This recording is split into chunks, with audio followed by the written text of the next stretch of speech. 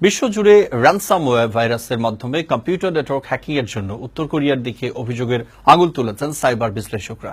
উত্তর কোরিয়ার মদতপুষ্ট একটি হ্যাকিং গ্রুপের ব্যবহৃত কোডের সাথে র্যানসামওয়্যারের মিল রয়েছে। ভাইরাসটির বৈশিষ্ট্য বিশ্লেষণ করে এমনটাই দাবি করেছে গুগল সহ সাইবার গবেষকরা।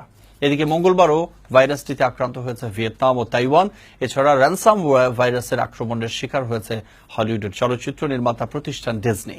অপু রায়হানের রিপোর্ট। সম্প্রতি বিশ্বের ৬৩ দেশের প্রায় ৩ লাখ কম্পিউটার নেটওয়ার্ক সিস্টেম বিকল হয়ে যায় শক্তিশালী র্যানসমওয়্যার ভাইরাসের আক্রমণে। বিশ্বজুড়ে নজিরবিহীন এই সাইবার হামলার জন্য উত্তর কোরিয়াকে দায়ী করছে সাইবার বিশ্লেষকরা।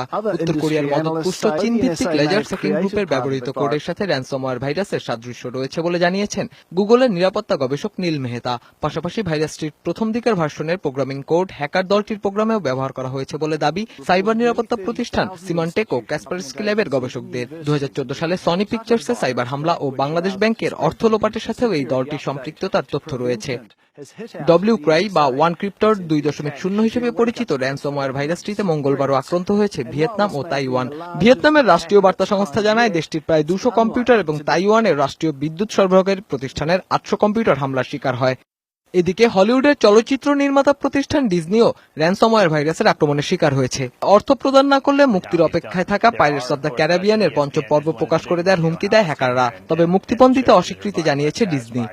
অপু রায়হান, বৈশাখী সংবাদ।